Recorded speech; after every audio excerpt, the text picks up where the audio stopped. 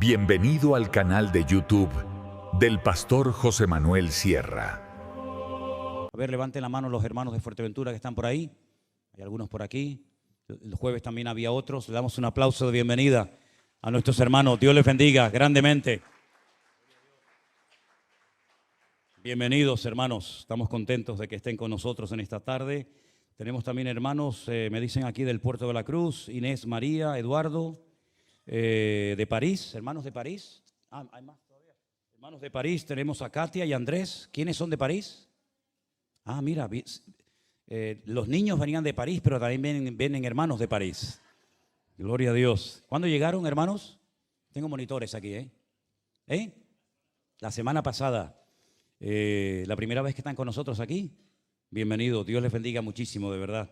Tenemos de hermano, una hermana de New Jersey, Magalis. ¿Dónde está Magalis? ¿Usted vino de New Jersey también? Gloria a Dios. Ahora le damos al final un aplauso a todos. Janet de Tenerife, no sé quién es. ¿Está por ahí? ¿Usted también, Janet? ¿Tú también? Y más gente de dónde? Carolina, Luis y Zoe. ¿Dónde están? Allá atrás. Bueno, a todos ustedes les damos un fuerte aplauso de bienvenida. Dios les bendiga, hermanos, grandemente. Bendiciones. Bueno, gracias al Señor. Amén, hermanos. Saray creo que tenía un anuncio especial. No sé si pasó con los niños a la escuela dominical o está ella por ahí. Nos tenía que dar un anuncio referente a nuestro congreso del próximo año. Ya saben que tenemos el lugar. El lugar va a ser el Escorial, en Madrid. Las fechas son las fechas de Semana Santa. El próximo año vuelven a caer en el mes de abril. Y el lema del Congreso, lo tienen ahí en la pantalla, es entendidos en los tiempos. Ya dijimos hace ya unos días que vamos a tener a un pastor que es todo un maestro en la palabra, que él vive en Madrid, aunque es de Argentina. Él va a ser uno de los expositores de la palabra. Y también va a venir nuestro hermano Eduardo, que es un pastor en la ciudad de Beersheba, en el sur de Israel.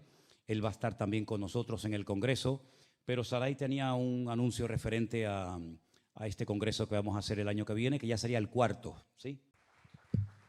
Pues ya saben, hermanos, las plazas ya están abiertas, así que los primeros 500 que se anoten son los que podrán asistir. Los demás tendrán que quedarse en hoteles por allí, por la zona, pero los que quieran quedarse en el edificio central y en los edificios aledaños que hemos alquilado, pues son los que podrán participar. Así que me imagino que dentro de poquito se pedirá una especie de señal, una especie de pequeña cuota para reservar la plaza, pero ya digo, los primeros 500 que se anoten son los que podrán estar en aquellas instalaciones. Los demás pues tendrán lógicamente que buscarse otro lugar para comer, para dormir, pero seguramente que encontrarán, porque el Escorial es una población muy bonita de Madrid.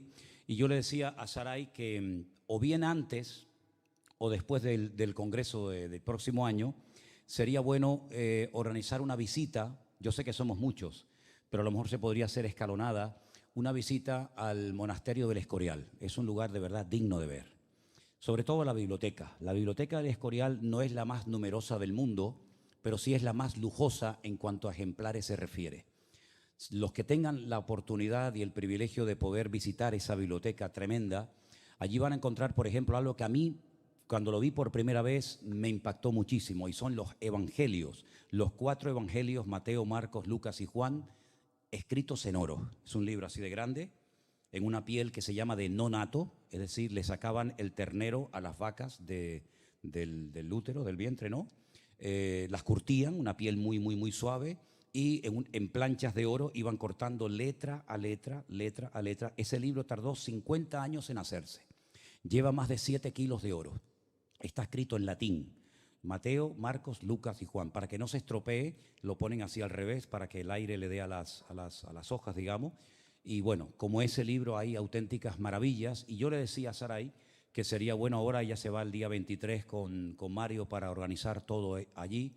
Y sería bueno que a ver si puede organizar unas visitas, ¿no? Para que ustedes puedan disfrutar de ese monasterio, que tiene exactamente la misma forma y las mismas medidas que el templo de Jerusalén. Felipe II, un rey terrible que hubo en España, lo diseñó de tal manera que fuera un templo exactamente igual en cuanto a longitud, en cuanto a profundidad, que el templo de Jerusalén. Así que si alguien está estudiando ese tema o quiere saber cómo serán las medidas, cómo será el tamaño, las dimensiones del templo de Jerusalén, vas al Museo del Escorial y allí vas a ver y te vas a dar cuenta cómo va a ser el templo de Jerusalén cuando se reconstruya por tercera vez. ¿De acuerdo?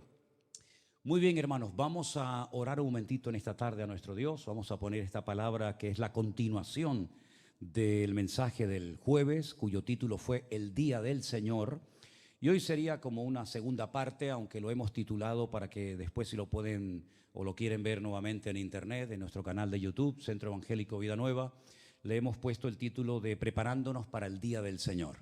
Así que vamos a orar para que el Señor abra nuestra mente y podamos disfrutar de este estudio, de esta exposición de la palabra de Dios en cuanto a este tema tan importante que, como dije el jueves, tenemos que conocerlo y dominarlo como la palma de nuestra mano, porque es un tema que de una manera u otra nos va a afectar.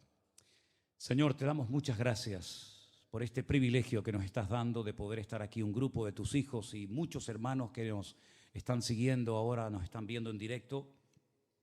Te pido, Señor, que tú nos ayudes a exponer tu palabra, a comprenderla, asimilarla y a estar preparados para los acontecimientos que se avecinan, Señor.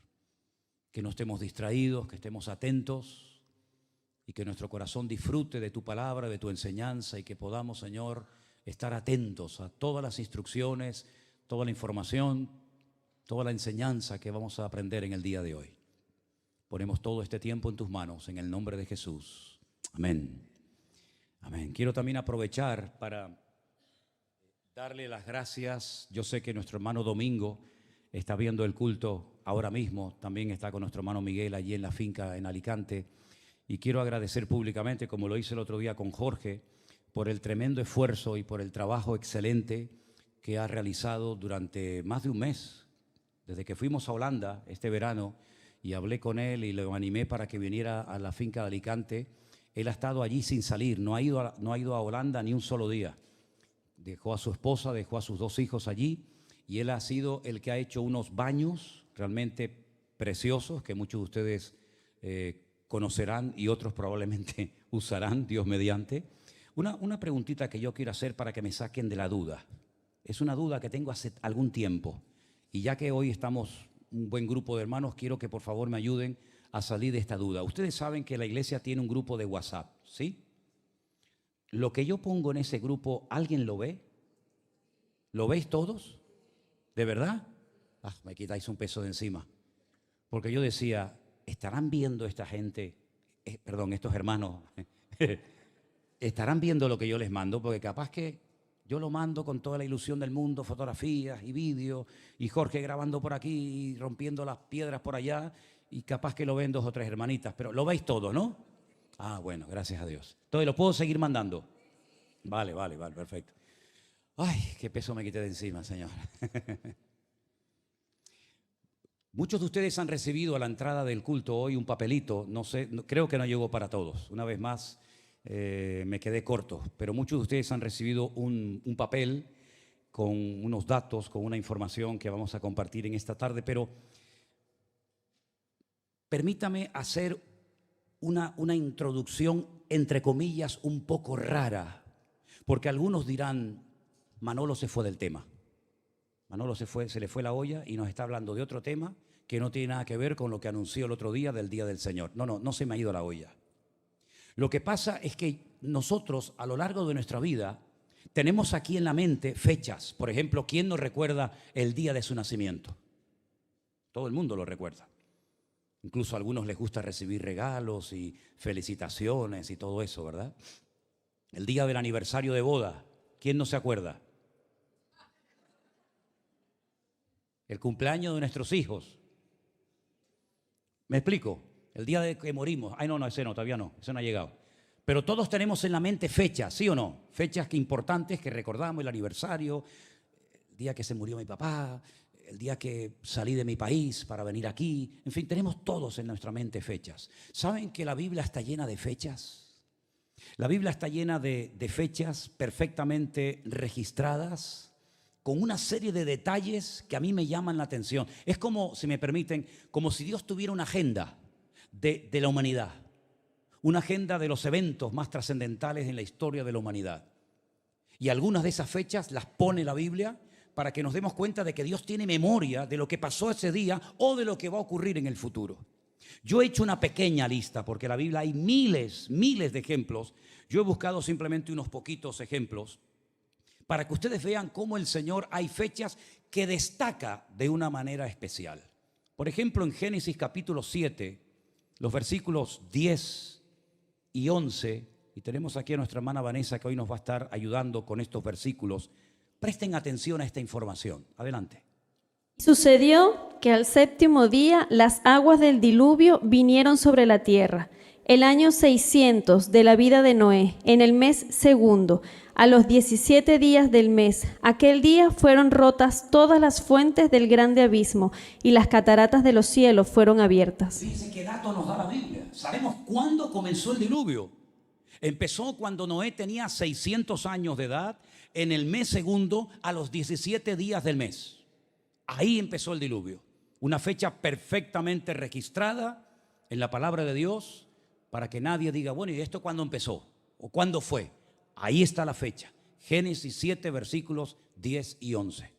Pero fíjense qué datos tan interesantes nos da la Biblia en cuanto a un personaje que conocemos todos que se llama Isaac. Y déjenme que les diga algo. En todos los versículos que se van a estar leyendo en esta tarde va a aparecer siempre la misma palabra. Después se la voy a poner para que ustedes la aprendan. Génesis 17, 21, por favor. Mas yo estableceré mi pacto con Isaac, el que Sara te dará a luz por este tiempo el año que viene.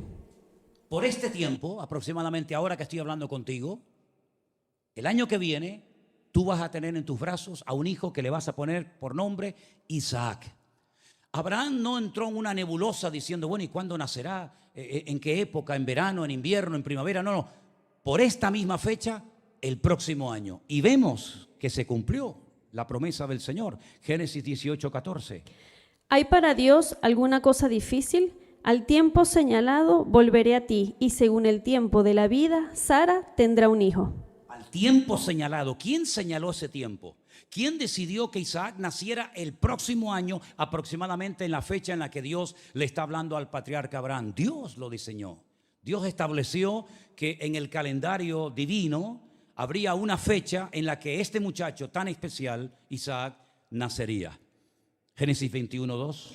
Y Sara concibió y dio a Abraham un hijo en su vejez, en el tiempo que Dios le había dicho. En el tiempo que Dios le había dicho, ni un día antes ni un día después. ¿Se dan cuenta cómo Dios controla el tiempo? Cómo Dios dice, ahora el diluvio. En esta época nacerá tu hijo Isaac. Y Él tiene el control de los meses, de los días, de las semanas, de los años. No se le escapa nada de las manos, no improvisa nada, sino que, repito, en esa agenda divina, en esa agenda celestial, todo está perfectamente registrado. Fíjense qué dato tan interesante nos da acerca del pueblo de Israel cuando salió de Egipto. Éxodo capítulo 13, versos 3 y 4. Y Moisés dijo al pueblo: tened memoria de este día en el cual habéis salido de Egipto, de la casa de servidumbre, pues el Señor os ha sacado de aquí con mano fuerte. Por tanto, no comeréis leudado. Vosotros salís en el mes de Abib. En el mes de Abib. Abib significa primavera. De ahí viene la palabra Tel Abib, aunque aquí está con B, pero realmente es con V.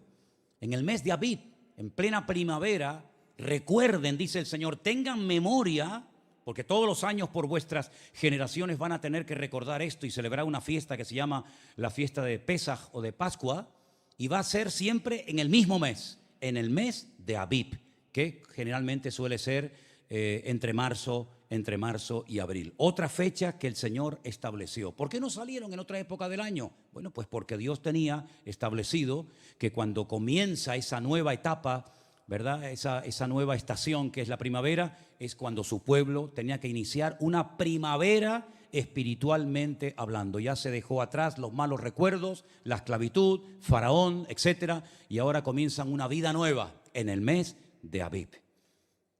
Pero hay una fecha fatídica en el calendario del pueblo de Israel que se encuentra en Jeremías, capítulo 39, versículos 1 y 2, que tiene que ver con la ciudad de Jerusalén. Presten atención, por favor.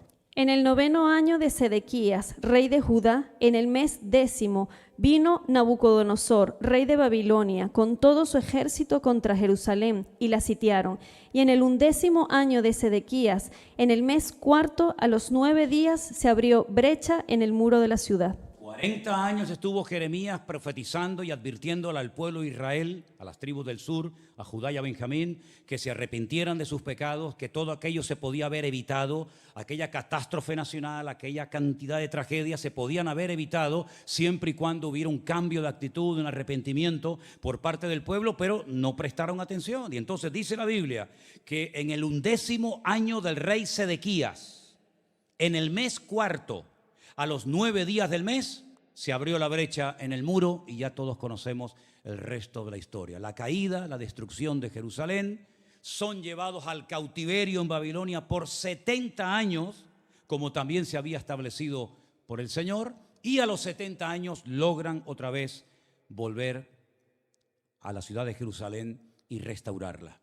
En todos y cada uno de estos versículos, por supuesto en español no se aprecia, pero si ustedes leen el texto en original, hay una palabra que continuamente aparece, y es la palabra Moed, así como suena, M-O-E-D, Moed. La tienen en español arriba, la tienen en hebreo abajo, Moed. ¿De dónde viene esa palabra? ¿Cuál es la primera? ¿Dónde es la primera vez que aparece esa palabra y en relación a qué? Fíjense por dónde esa palabra que tiene que ver con tiempos señalados, tiempos fijados, también con tiempos de fiesta, con celebraciones, aparece por primera vez en el libro del Génesis. Curiosamente, en el capítulo 1, el verso 14, y dice así: Dijo luego Dios: haya lumbreras en la expansión de los cielos para separar el día de la noche, y sirvan de señales para las estaciones, para días y años. Yo voy a poner en el cielo lumbreras, la lumbrera mayor para alumbrar durante el día, el sol, la lumbrera menor para alumbrar durante la noche, la luna. En otras palabras, pondré esos astros, pondré esas estrellas, pondré satélites, y van a servir como Moed, como Moadín, como dice el texto original, Leotot Moadín, como señales para que a través de los tiempos ustedes puedan saber en qué época del año se encuentran. El Señor Jesucristo, por ejemplo, dijo: cuando ustedes se acerquen a una higuera y ven que la rama está tierna, no se parte, no se quiebra, y han brotado las hojas, eso quiere decir que el verano está cerca. En otras palabras, ustedes pueden saber en qué época del año se encuentran, sabiendo interpretar las señales que yo he puesto delante de vuestras narices. De ahí que el apóstol Pablo le diga a los romanos en el capítulo 1 que las cosas invisibles de Dios, de su esencia, de su persona, como su deidad y su eterno poder, se hacen claramente visibles por medio de la creación de Dios. Fijaros, por ejemplo, que los magos de Oriente fueron capaces de llegar hasta la misma localidad, hasta el mismo pueblo donde había nacido el Mesías, Belén de Judea, porque fueron guiados por un Moed. Fueron guiados por una señal que ellos supieron interpretar correctamente y llegaron al sitio exacto donde había nacido el Mesías. Y ellos le dijeron al rey Herodes: venimos a adorar al rey de los judíos porque su estrella hemos visto en el oriente. Hemos visto una señal que a nosotros nos ha indicado, nos ha mostrado que ha llegado el tiempo de venir a postrarnos y honrar al rey de los judíos.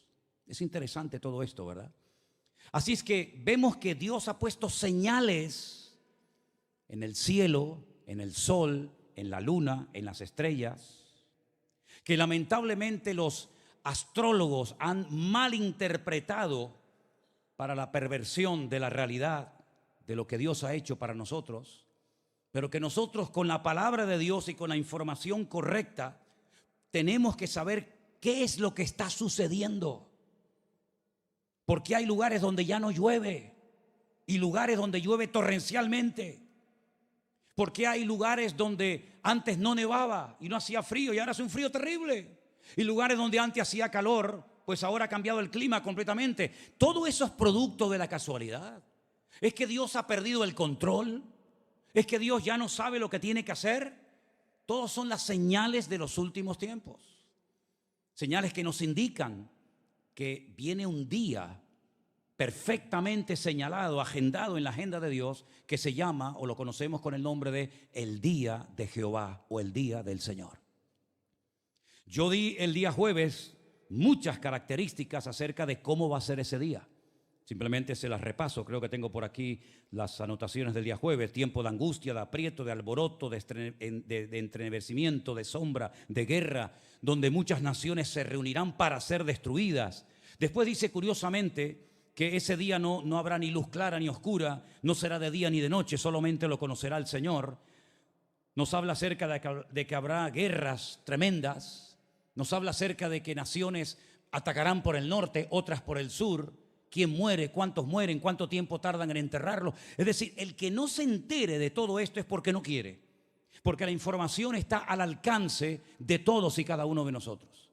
El día del Señor, como esos apuntes que yo les he dado al principio, cuando comenzó el culto, es el día que se refiere a un tiempo futuro de juicio y de restauración en el que Dios intervendrá de manera decisiva en la historia de la humanidad. En el que Dios dirá, basta. Se acabó.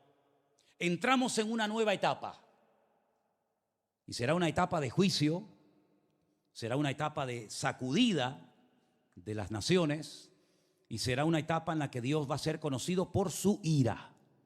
Ahora, así como nos ha sorprendido el amor de Dios y la misericordia de Dios a lo largo de los tiempos, por ejemplo, la expresión máxima del amor de Dios, sin lugar a dudas, fue enviar a su Hijo unigénito al mundo para que muriera por nosotros en una cruz, ¿sí o no?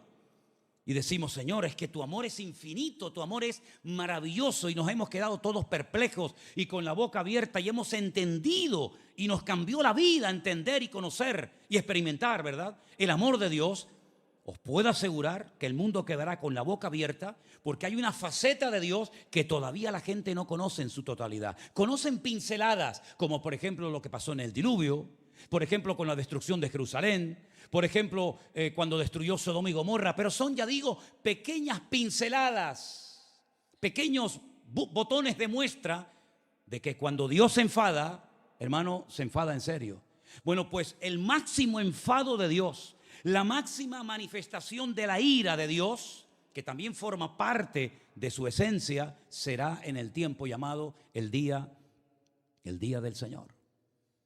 Este concepto aparece, como ustedes tienen ahí en los apuntes, tanto en el Antiguo como en el Nuevo Testamento, por supuesto. Ahora, hay tres aspectos del día del Señor muy importantes. Primero, es un tiempo de juicio y de venganza de parte de Dios. Dice la Biblia, mía es la venganza. El Señor se va a encargar de tratar con sus enemigos, que tiene muchos, por cierto, y cada vez más. El día del Señor es un día, ya digo, de juicio y de venganza. En muchos pasajes del Antiguo Testamento, el día del Señor se describe como un momento de juicio divino donde Dios castigará a las naciones y a aquellos que han causado injusticia. Por ejemplo, en el libro de Amós, capítulo 5, versos del 18 al 20, se advierte a Israel sobre la venida de este día como un tiempo oscuro y peligroso en lugar de un día de celebración. Es decir, todas las naciones de la tierra, por supuesto España, faltaría más, no se va a quedar el señor don Pedro fuera. Todas las naciones de la tierra van a ser sacudidas en lo económico, en lo espiritual, en lo social, en lo político, en todas las áreas de la vida. El mundo va a cambiar radicalmente, totalmente. Todos los que tengan una cierta seguridad económica la van a perder. Todos los que tengan una fuerza física, decir, bueno, yo estoy en plena forma física, no te va a servir de nada. En otras palabras, es como si nos metieran en otro mundo, en otra dimensión, en otro planeta, donde ahora no va a estar la misericordia, el amor de Dios, sino la ira y el trato de Dios con todas las naciones de la tierra. Leímos el día jueves, el capítulo 14 del libro del profeta Zacarías, donde dice la Biblia que Él reunirá a todas las naciones de la tierra. Claro, unas tienen más influencia que otras, evidentemente. Por ejemplo, Rusia jugará un papel fundamental. Rusia ha demostrado al mundo entero que no tiene ningún reparo, no tiene ningún problema en meterse donde no le llaman y no tiene que rendirle cuentas a nadie. Lo está demostrando todos los días, ¿sí? Todos los días en televisión vemos cómo no ha dado marcha atrás, sino todo lo contrario. Una guerra que decían que iba a ser una guerra rápida, una guerra relámpago, una guerra de un par de semanas, máximo un par de meses, ya se está pasando más de la cuenta.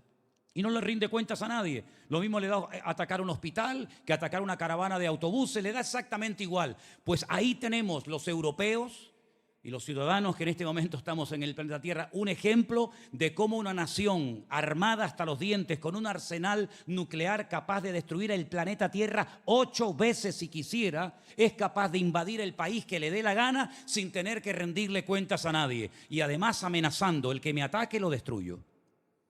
Pues ese país que ya lo está haciendo y que no es una ciencia ficción, sino una realidad, la Biblia dice que atacará por el norte a Israel con el apoyo de un montón de naciones árabes. Y uno dice, ¿Rusia va a atacar a Israel? Claro que lo va a atacar. Y los judíos lo saben. Y lo saben perfectamente hace muchos años. Y también nos dice que el líder de Rusia que atacará a Israel morirá en el Monte de los Olivos y allí lo van a enterrar. Es decir, todos los detalles que yo les estoy dando no me los estoy inventando, todo está en la Biblia. Usted tiene el mismo acceso a esa información que la que tengo yo, ni más ni menos. En segundo lugar, el día del Señor es un día también de restauración y de salvación. La Biblia dice que las naciones que se salven, lo leímos el jueves, ¿verdad? ¿Se acuerdan? En Zacarías capítulo 14, las naciones que escapen con vida, las naciones que se escapen, que logren sobrevivir de esta gran batalla tremenda, que la conocemos como la batalla de Armagedón, tendrán que ir todos los años a la ciudad de Jerusalén, a adorar al gran rey y celebrar la fiesta de Sucot o la fiesta de los tabernáculos. Dice, y la nación que no quiera subir, porque Dios ni siquiera en esa etapa de la vida anula el libre albedrío, la voluntad propia del individuo, pues dice la Biblia que ese año sobre ellos no caerá ni una sola gota de agua. Pero la Biblia dice que habrá naciones que se escapen con vida, pero aún siguen con esa rebeldía de, a pesar de que lo están viendo, a pesar de que han perdido la guerra, a pesar de que lo ven sentado en el trono, a pesar de que todo ojo le verá y toda lengua confesará y toda rodilla se doblará ante el Señor, a pesar de todo eso todavía habrá naciones que digan no queremos subir a Jerusalén a adorar al Señor Jesús. ¿Qué te parece? Es que el hombre no aprende, ¿eh? Pues será también un tiempo de restauración, además de ser un día de juicio, también será un tiempo de restauración, de renovación. En el libro de Isaías y de Joel se habla de una restauración de Israel y de la promesa de un futuro en el que Dios reunirá a su pueblo y podrá vivir en paz, por lo menos durante la época del milenio. Allí aparecerán las 12 tribus de Israel, que muchos no saben ni por dónde andan. Por fin aparecen las 12 tribus de Israel, las famosas tribus perdidas. El Señor Jesucristo reinará sobre la ciudad de Jerusalén y desde ahí gobernará a todas las naciones de la tierra en una etapa que la conocemos como el milenio, ¿verdad? Satanás estará atado por ese periodo de tiempo, al final será otra vez desatado por un corto periodo de tiempo. Y toda esa información la tenemos en la palabra de Dios. Y todo eso entra dentro de un tiempo que se llama el día del Señor. De ahí que la Biblia diga que en la vida hay un tiempo para reír y también para llorar. Y la Biblia dice que hay un tiempo para sembrar y para cosechar. Y hay un tiempo de paz y también hay un tiempo de guerra. Y el Señor Jesucristo dice que en los últimos tiempos habría guerras y rumores de guerras, pestes, terremotos en diferentes lugares. Así es que, y esta es una opinión personal que yo doy, no es Biblia, pero es una opinión, es un comentario a nivel personal, no se aferren mucho a lo que tienen, porque dentro de poco lo vas a dejar. La Biblia dice que todo será destruido por el fuego. Una vez la tierra fue destruida por el agua, la segunda vez será todo destruido por el fuego. Pero a nosotros nos espera cielos nuevos y tierras nuevas donde mora la justicia. Así que no dediques todo tu tiempo y toda tu energía y tu juventud y tu vida a ganar dinero y a ahorrar dinero, porque de poco te va a servir cuando venga el día del Señor. Ahora bien, la situación de Israel en todo esto es clave, porque el profeta Ezequiel, en los capítulos 36 y 37 de su libro, léanlo después detenidamente en casa, si quieren, nos habla de 2 restauraciones que experimentaría este pueblo. Una ya es un hecho, le pese a quien le pese y le guste a quien le guste. Y nos habla de una restauración nacional. El pueblo de Israel fue esparcido entre las naciones en el primer siglo de la era cristiana. El año 70 de la era cristiana, Tito, que era el hijo del emperador romano Vespasiano, destruyó la ciudad. Para ellos fue una catástrofe nacional de la cual todavía no se han recuperado. Y tiempo más tarde, en una rebelión que fue la rebelión del famoso Bar Kokhba, o el hijo de la estrella, en una mala interpretación que hizo un famoso rabino que presumía de tener más de 42.000 discípulos, llamado Rabí Akiva, lo elevó, lo presentó ante Israel como si fuera el verdadero Salvador, el verdadero Mesías de la nación, y fue un auténtico desastre. A Rabí Akiva le arrancaron la piel, se la dieron a los perros en las calles de Jerusalén. Bueno, fue un desastre total. Todo eso tiene que ver con la rebelión final de los judíos, con la caída de Masada y tantas cosas, ¿verdad? Desde ese siglo I hasta el año 1948, siglo XX, Israel estuvo perdido entre las naciones de la tierra. No tenía patria, no tenía un territorio. Incluso algunos judíos multimillonarios, viendo que era imposible volver a recuperar la tierra ancestral de sus antepasados, pensaron en África comprar grandes extensiones de terreno y hacer el Estado de Israel en el corazón de África. Otros judíos pensaron en la Patagonia, en el sur de Argentina, hacer el Estado de Israel. Pero sin embargo, las Sagradas Escrituras hablaban de que algún día se produciría una restauración nacional. Vendrían judíos de todas partes del mundo. Y así fue. En un solo día. Eso no ha pasado nunca en la historia, ni va a volver a pasar jamás. En un solo día nació un país de la nada. De no existir hoy, en 24 horas más tarde, existir un país. Y desde mayo de 1948 hay un país pequeño, es el 0,1% de la población mundial. No llegan ni a 10 millones de habitantes, rodeados por centenares de millones de naciones, de países, de árabes. Y ahí hay un país con su bandera, con su himno, con su religión, con su cultura. Ahí están, hermanos. Pero la Biblia nos habla de una segunda restauración que, si hay que decir la verdad, aún no se ha producido. Y es la restauración espiritual de Israel. Israel está roto en estos momentos. Israel está peor que nunca. Está pasando una etapa tremendamente difícil. No solamente por los 7 frentes abiertos que tiene, que le atacan por todas partes, sino por una guerra interior, familias contra familias, partidos contra partidos. Es un país que está dividido internamente. Hoy había una manifestación de más de 750.000 judíos por las calles de la ciudad famosa de Tel Aviv, ¿verdad? Protestando. La gente está dolorida, rota, han perdido nietos, sobrinos, primos, familias enteras, gente que ha desaparecido. Yo vi bolsas enteras de brazos, de piernas, de montón de miembros cuando fuimos a la Franja de Gaza. Ha sido un desastre nacional, algo que no había ocurrido con esa magnitud desde la Segunda Guerra Mundial. Pero la descomposición de Israel espiritualmente hablando va a llegar a un nivel, va a llegar a un punto terrible. Y hay un versículo en el libro del Apocalipsis que a veces se lee así rápidamente, pero la gente no es consciente de lo que nos está mostrando el Señor ahí.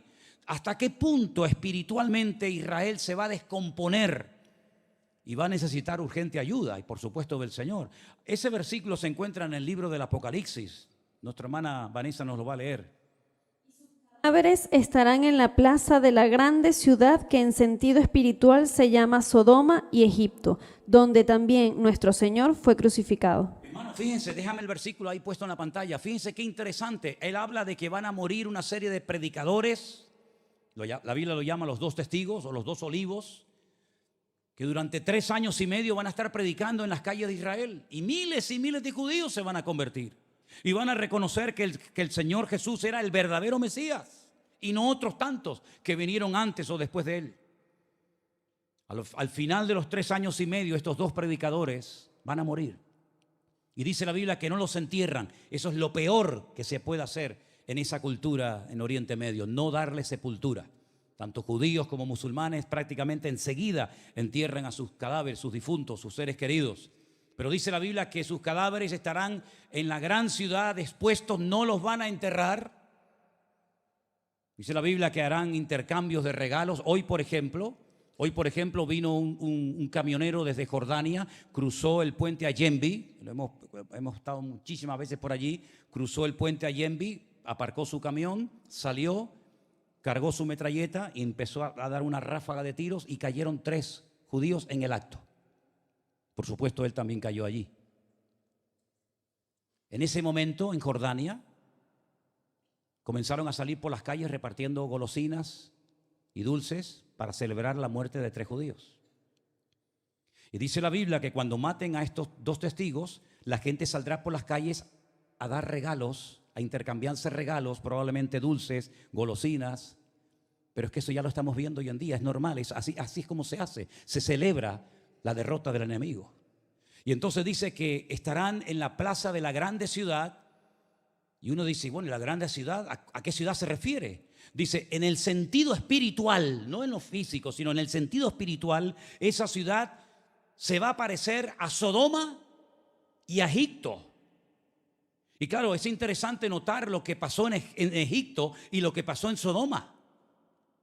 Porque dice que el aspecto espiritual, el ambiente espiritual de esa ciudad donde los van a matar, se va a parecer mucho a Sodoma y a Egipto. Y por si alguien tiene todavía dudas y dice, ¿pero qué ciudad es esa? Dice, es la ciudad donde crucificaron al Señor Jesucristo.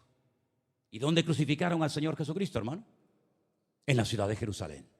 Luego la ciudad de Jerusalén va a entrar en una descomposición moral y espiritual sin precedente, hasta el punto que en el Apocalipsis se le compara a Sodoma y a Egipto. Y eso es algo que va a ocurrir en los últimos tiempos, en la etapa que la conocemos como el día del Señor. El tercer punto referente al día del Señor, el primero era juicio y venganza, el segundo era un tiempo de restauración y salvación, el tercero es un cumplimiento escatológico. En el Nuevo Testamento el día del Señor se asocia frecuentemente con la segunda venida de Cristo y el fin de los tiempos. En Primera de Tesalonicenses, léanlo después detenidamente, capítulo 5, versículos 2 y 3. El apóstol Pablo escribe sobre la certeza de que el día del Señor vendrá como ladrón en la noche, implicando que será algo inesperado y sorprendente. En resumen, el día del Señor es un concepto complejo que abarca tanto juicios divinos como esperanza de redención. En otras palabras, queridos hermanos, nosotros no vivimos la época de Moisés cuando salió con el pueblo de Israel de Egipto. Conocemos la historia, pero no la vivimos en carne propia. Nosotros no estuvimos ni siquiera en la etapa cuando el Señor Jesucristo se paseaba por las calles de Israel, sanando a los enfermos, predicando mensajes y dando enseñanzas extraordinarias. Él llegó a decirle a sus discípulos cosas que reyes y profetas desearon ver y oír y no lo vieron, pero ustedes considérense privilegiados, bienaventurados, porque me estáis conociendo a mí personalmente, pero nosotros hemos creído en un Cristo que no hemos visto, que no hemos tocado. Sí, nos ha cambiado la vida, pero no nacimos en esa época de la historia. No sé si nosotros, si hubiéramos nacido en el siglo I, nos hubiéramos convertido al Señor. No lo sé. Pero vivimos en otra época de la historia, aparentemente muy lejos de aquellos acontecimientos, pero si te paras a pensar, no tan lejos. Porque para el Señor un día es como si fueran 1000 años, y 1000 años como si fueran un día. A nosotros nos parecen lejos esos acontecimientos, ¿verdad? Y hablamos como cosas, como aguas que pasaron. Pero sí tenemos que estar preparados para lo que llamamos el día del Señor. Es decir, la manifestación de la ira de Dios sobre todas las naciones de la tierra. Ahora, la Biblia nos da una promesa a nosotros. Porque nosotros, aparte de cristianos, somos miembros o vivimos en un país. En esta ocasión estamos aquí, pero hay hermanos que nos ven y nos siguen de montones de naciones de la tierra. La Biblia dice que los que hemos guardado su palabra, los que nos hemos mantenido fiel, apegados a su palabra y no hemos deshonrado su nombre, sino que hemos dado testimonio y nos hemos mantenido firmes en los caminos del Señor, el Señor nos librará de la hora de prueba que ha de venir sobre todas las naciones de la tierra. ¿Cuántos dicen amén? En otras palabras, vamos a ver cómo Europa va a ir en declive total, hermano, y lo estamos viendo. Hermanos que nos están visitando de Bélgica en esta tarde, eso se parece más hoy en día a Siria, a Pakistán o a Irán que a un país europeo. Hemos estado recientemente caminando por las calles de Holanda, en Bélgica, en Francia. Y hermanos, es impresionante. Tenemos en Europa en este momento más de 70 millones de musulmanes, donde hay centenares, miles de mezquitas por todas partes y donde sabemos que nosotros somos enemigos del Islam, porque nosotros no aceptamos el Corán como palabra de Dios. Nosotros no aceptamos a Mahoma como verdadero profeta.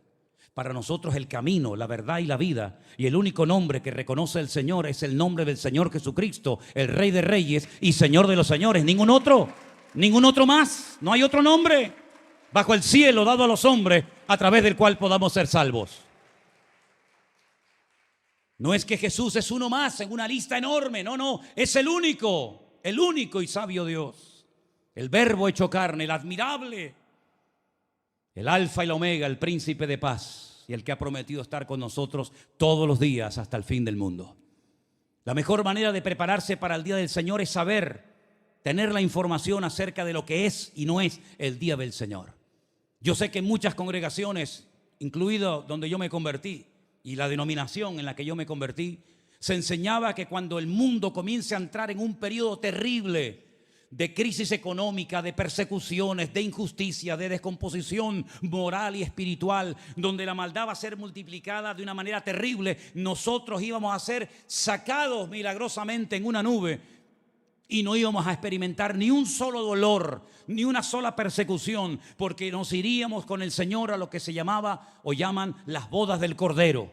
Y después, cuando el planeta Tierra estuviera hecho pedazos y todo estuviera roto, Israel estuviera prácticamente ya al borde de la extinción, entonces cuando veníamos con el Señor, y allí el Señor ponía orden y ponía paz. Eso es lo que se ha enseñado muchas veces desde muchos púlpitos. Y probablemente algunos que estén aquí o escuchando o viendo este culto en directo dirán, bueno, eso es lo que yo he creído durante toda su vida. Pues permítame decirle que a la luz de la palabra de Dios, la palabra del Señor nos dice que todo el que quiera vivir piadosamente, de alguna manera u otra, sufrirá persecución. El Señor Jesucristo le advirtió a sus discípulos que se prepararan y que huyeran cuando tuvieran que huir. Porque hay momentos para quedarse y hay momentos para huir. Hay momentos, como vemos en la Biblia, para bajar a Egipto y otros momentos para salir de Egipto. Y hay momentos en los que Pablo se le permitía huir montado en una canasta que lo descolgaban por el muro y salía corriendo para salvar su vida. Y había otros momentos que decía, yo de aquí no me voy y no solamente estoy dispuesto a sufrir, sino a morir por la causa del Evangelio. Así que Dios nos tiene que dar el suficiente discernimiento espiritual para entender que nosotros los cristianos no estamos exentos de problemas. No estamos exentos de crisis familiares, económicas, espirituales o de la índole que sea. Y tarde o temprano, como dije el otro día y me reitero en el día de hoy, Dios llegará el momento que diga, basta, basta, se acabó. Ya se han burlado lo suficiente de Dios, ¿no les parece? Dios está al punto de decir, se acabó. Y así como le dijo a Noé, entra, entra, ya has hablado suficiente. Y no te han querido escuchar. Y dice la Biblia que Jehová Dios cerró la puerta del arca. Y la Escritura dice que puerta que Dios cierra, nadie la puede abrir. Y puerta que Dios abre, nadie la puede cerrar. Antes de cerrar la puerta del arca, el Señor le dijo a Noé, prepárate tú y tu familia y predica y dile al mundo lo que viene. Y dice la Biblia en Mateo capítulo 24 que no entendieron hasta el día que vino el diluvio. Es decir, si analizamos esto, minutos antes de que cayera el diluvio y se abrieran las cataratas del cielo, la gente estaba llevando una vida totalmente normal desde el punto de vista de ellos. Comían, bebían, viajaban, se casaban. Dice, y no entendieron hasta el día que vino el diluvio. Es decir, una ceguera espiritual tan grande, tan terrible, que fue demasiado tarde cuando se dieron cuenta. ¿Y qué me dicen ustedes de Sodoma y Gomorra? Oiga, yo soy habitante de Sodoma y Gomorra y veo que está cayendo fuego y azufre del cielo y salgo corriendo de la ciudad. Nadie salió con Lot. Todos prefirieron quedarse guardando los muebles, que no se me rompa el mueble que lo acabo de comprar en Ikea ahora, me lo trajeron ayer, Dios mío, me lo va a romper, pero si me lo acaban de montar ahora. Yo ya no monto muebles de Ikea porque cada vez que los monto al revés y me sobran tornillos y tuercas por todos lados. Pero para mí está bien, pero para Elena me dice que lo hago mal. Bueno. ¿Cómo no huyeron multitudes de Sodoma y Gomorra viendo lo que se le estaba cayendo encima? ¿Cómo Faraón no cogió su carro y le dijo a los egipcios, vámonos de Egipto, vamos a seguirlos a ellos, que el Dios de ellos es más poderoso que el nuestro? No, los querían seguir, pero para matarlos, para volver a llevarlos de esclavos a Egipto. Y estamos viviendo en una época donde tú sales a las calles y mañana le dices a tus colegas en el colegio o en el trabajo, oye, mira, que Cristo viene el día del Señor, esto se va al garete, el mundo va a entrar en un bucle, esto va a ser terrible. Y dice, este hombre se volvió loco. ¿En qué secta te metiste, muchacho? ¿Qué te están haciendo allí? Exactamente igual que pasó a lo largo de la historia con los discípulos, con Noé y con todos los grandes personajes bíblicos. Pero nosotros tenemos que partir de la base de que en este mundo estamos de paso y tú estás aquí para cumplir un propósito. Y ahora quiero ponerme muy serio con todo esto, muy serio. Y te voy a contar un poco de mi experiencia, por si sirve de algo. Cuando yo entré a una iglesia evangélica por primera vez en mi vida, yo no tenía ningún precedente evangélico en mi familia. Todos habíamos sido, pues como todo el mundo, católicos. Cuando vivimos en Venezuela, yo nací allí, tuve los primeros 10 años de mi vida. Mis padres me metieron en un buen colegio que era el colegio de los maristas, de curas. Cuando regresamos a Canarias, vivimos unos años en Las Palmas y mi padre se hizo amigo de un cura, de don Manuel, muy buen cura. Los salesianos. Y estudié toda mi vida en los salesianos. Así que toda mi educación fue católica. Me pueden preguntar por María Auxiliadora, me pueden preguntar por Juan Bosco, todo eso me lo sé de memoria. No teníamos ni un solo precedente cristiano evangélico en la familia.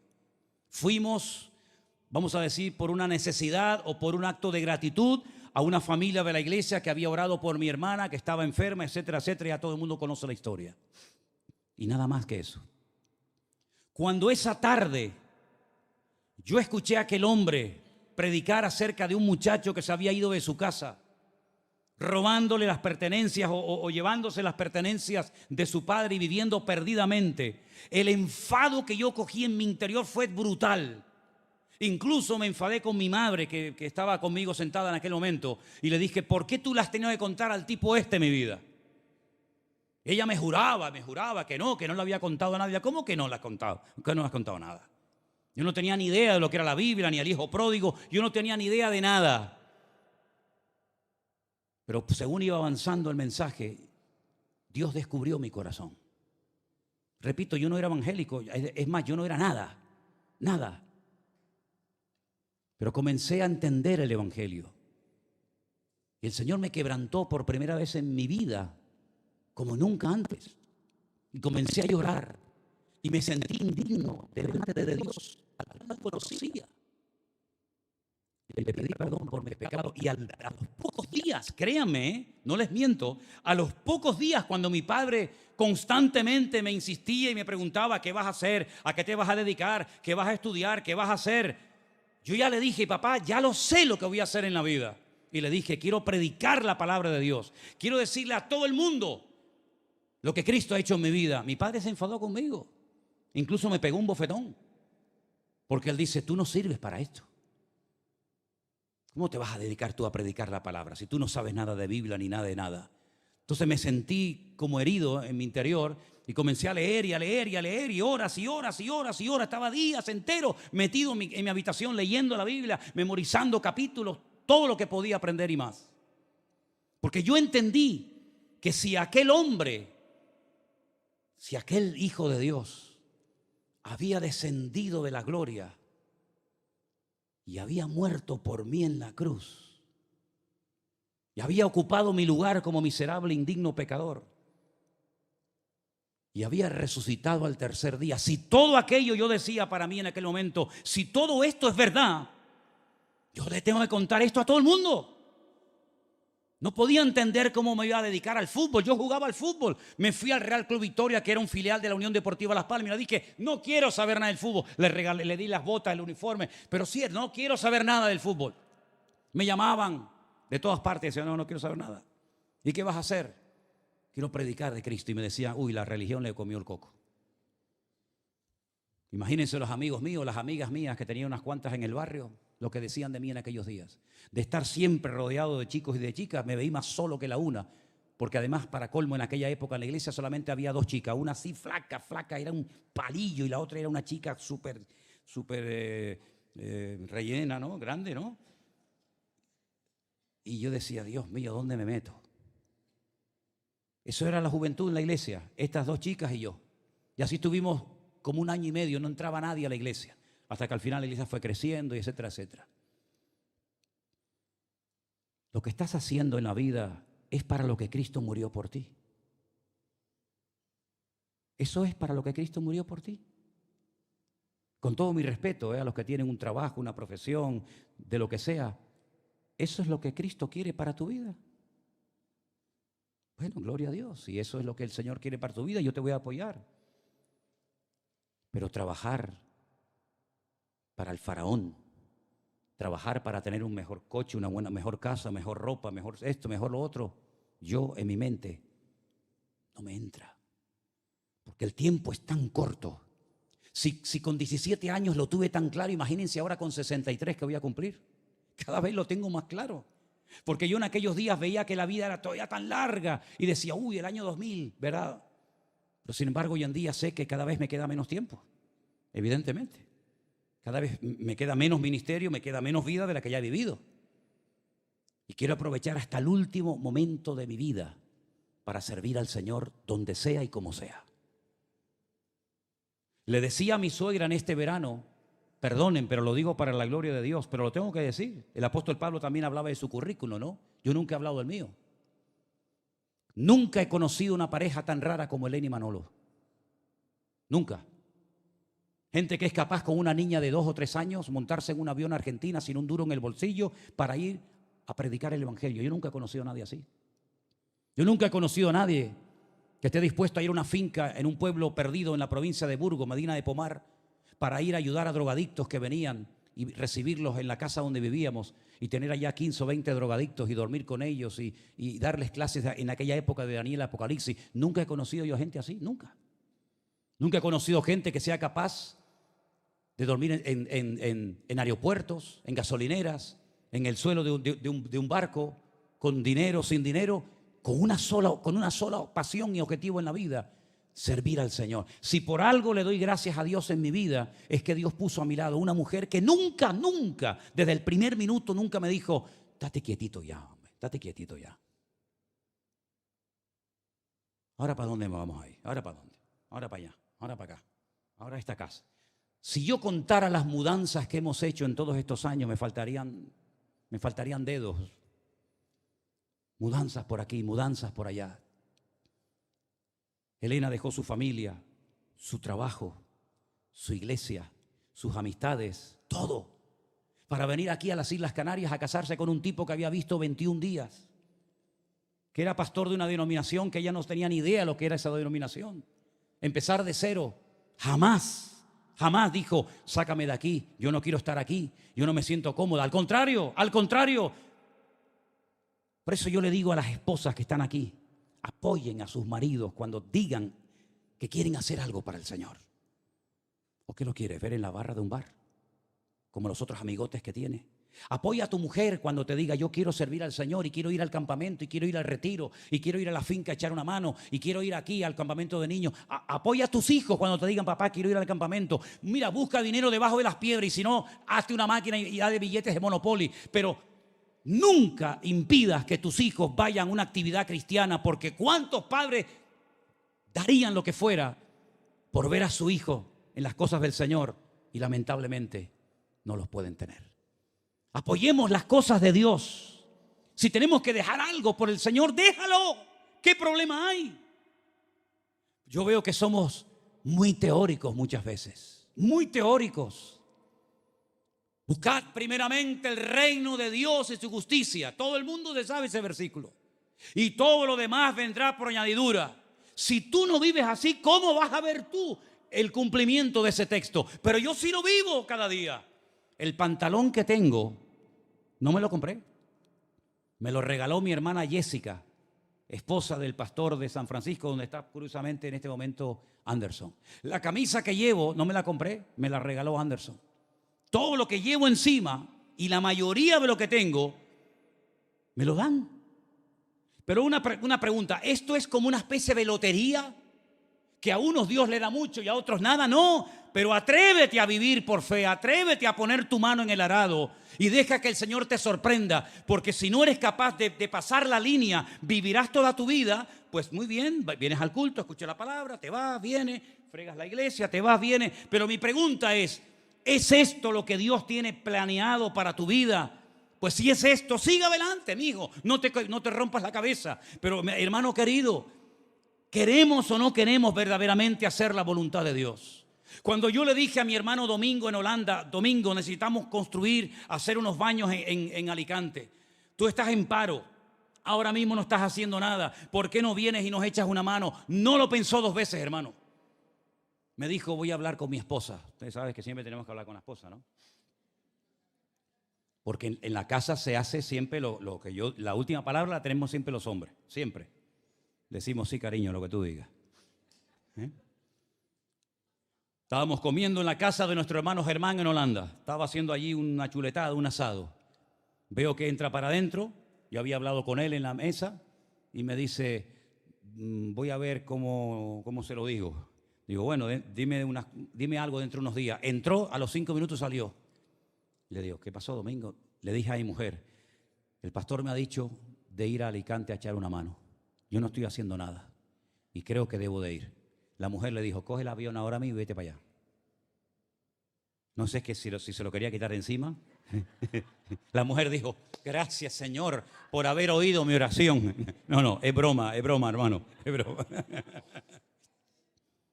Pero eso es una mujer de Dios.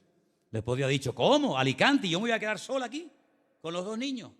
Eso nada, tú te quedas aquí. Le dijo, vete. No ha vuelto, yo calculo en un mes, como mínimo que ha estado, mes y medio, ha estado 1 mes y medio trabajando, haciendo esos baños preciosos que ustedes han visto, que yo les he mandado, porque ustedes me han dicho que están viendo los videos que yo les mando al WhatsApp, ustedes me lo han dicho, no me engañen, ¿te das cuenta? Y yo le doy gracias al Señor por gente así, por Domingo, por su esposa, por tantos hermanos que están dispuestos a renunciar a algo. Porque en la vida no podemos tenerlo todo, el coche, la casa, el marido, los hijos, el dinero, no podemos tenerlo todo, habrá que soltar algo en algún momento, pero dice la Biblia, alguien que deje algo por mí, yo le voy a dar 100 veces más en esta vida y en la otra vida, la vida eterna. A esa vida yo te desafío. Me dirán que soy pesado, me dirán que siempre termino los mensajes igual, me dirán que siempre te sientes aludido, que me da igual, pero es que mi obligación es motivarte y sacudirte y decirte, hay una vida mejor que la que estás llevando. Antes de que venga la ira de Dios, antes de que venga el juicio divino sobre las naciones de la tierra, prepárate y di, Señor, heme aquí, envíame a mí. No soy predicador, no soy orador, no sé tocar la trompeta, no sé tocar aquello, pero Señor, lo que sé hacer lo pongo a tu disposición y el Señor te va a honrar y te va a bendecir. Y si yo volviera a nacer otra vez, no me lo pensaría 2 veces. Volvería otra vez a hacer todo lo que he hecho y es servir al Señor, porque no hay otra vida mejor que la que yo estoy viviendo. Jamás soñé en mi vida que el Señor nos abriría tantas puertas y nos bendeciría tanto como lo está haciendo. Y eso es algo que todos somos copartícipes de ello. Pero no pierdas ni un solo minuto de tu vida, porque la venida del Señor es una realidad. Hermano, estamos viendo la apretura de Israel, estamos viendo cómo las cosas están cambiando, estamos viendo cosas tremendas y cada vez vamos a ver más y más y más y más presión. Pero como nosotros lo sabemos, no tenemos que perder la estabilidad emocional, no tenemos que estar preocupados, asustados, nerviosos, tristes, sino tenemos que decir, Señor, se acerca tu venida y antes de que sea demasiado tarde, yo quiero hacer algo por ti, por tu obra. ¿Cuántos dicen amén? Hoy le mandé un mensaje a nuestro hermano Rubén. Seguramente a lo mejor nos estará viendo en este momento. Un hermano que estuvo trabajando hoy todo el día. Cogió el avión, se fue para Alicante, llegará tarde a la noche, para estar lunes, martes y miércoles trabajando en la finca. Allí también ayudando a Domingo haciendo los baños y otras cuestiones. Coge el avión el miércoles y se va otra vez a Barcelona. Estar de camarero, de cocinero o donde esté, con una mujer con una necesidad muy grande en su organismo, que todos sabemos quién es, con 2 hijas. Y yo digo, Dios mío, qué ejemplo tan grande. Cómo tú tienes personas que aman tu obra, pero hermano, no me digas que amas la obra y luego te me echas para atrás. No amemos de palabra, amemos de verdad. Amar la obra significa sacrificarnos por la obra. Y si hay que meterse la mano en el bolsillo, nos metemos la mano en el bolsillo. Y si hay que llenarnos las manos de callos, no pasa nada. Pero antes de que venga el día del Señor, hagan algo, hermanos, hagan algo, sirvan al Señor con algo. Muchos de ustedes son mucho más jóvenes que yo. Aprovecha tu juventud para servir al Señor. Mi padre siempre me decía, fíjate, él fue el que me llevó a la iglesia, y mi padre siempre me decía, pero si sirves al Señor, ¿de qué vas a vivir, Manolo? Estudia algo, saca una carrera, saca un oficio. Por si te falla la obra, me decía siempre así, por si te falla la obra, puedes volver a tu profesión. Y yo le decía, pero papá, ¿pero cómo me va a fallar Dios? ¿Cómo me va a fallar la obra? Me puede fallar el empresario. Me pueden echar de la obra, me pueden echar del trabajo, pero en la obra del Señor nunca faltará trabajo, al contrario. Y el pobre no lo entendía, no lo entendía. Pero yo lo tenía claro. Si el Señor ha puesto una carga en tu corazón de hacer algo, no dejes que nadie te eche un jarro de agua fría encima.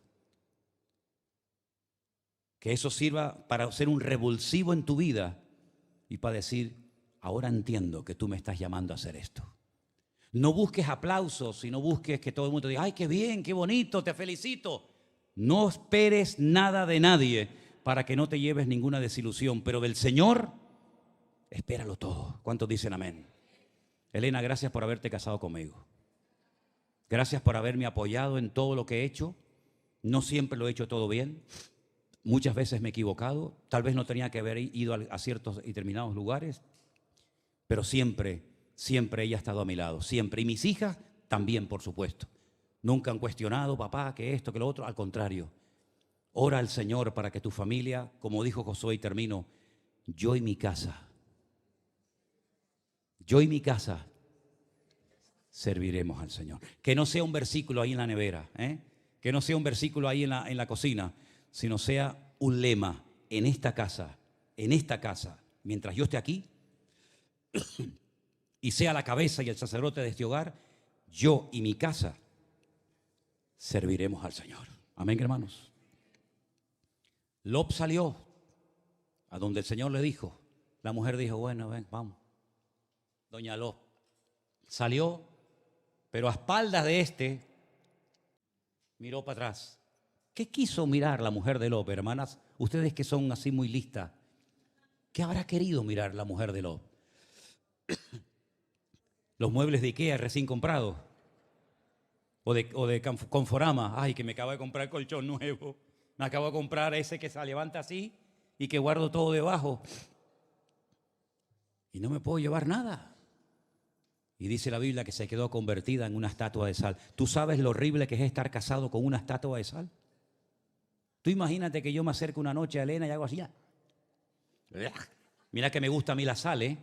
A mí me encanta la sal, yo me la como a puñados, si pudiera.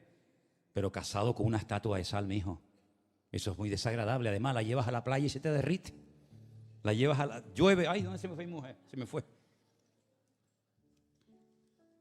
No seamos como la mujer de ninguno de nosotros. Amén, hermanos. Me han entendido, ¿verdad? Al buen entendedor. Y si alguien dice... Yo me he sentido muy aludido en la predicación, ¿sabes lo que te digo? Gracias, Señor, porque me has usado. Porque eso es lo que yo quería. Que te sintieras aludido y que digas, Señor, ¿cómo es posible que yo por un trabajo, por una casa, por una cama, por un coche, sea capaz de mirar a otro lado, Señor? Que el Señor encuentre en esta tarde hombres y mujeres aquí que estén dispuestos a poner su mano en el arado y decir, Señor, a donde haga falta, allí estaré yo. Amén. Cierra tus ojos y oramos a nuestro Dios. Aleluya.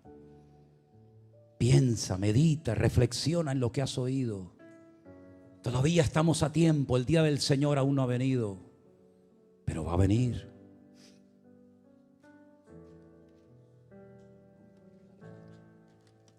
Deja que el Señor hable a tu corazón. Deja que el Señor ablande tu corazón. No tengas miedo. Aleluya.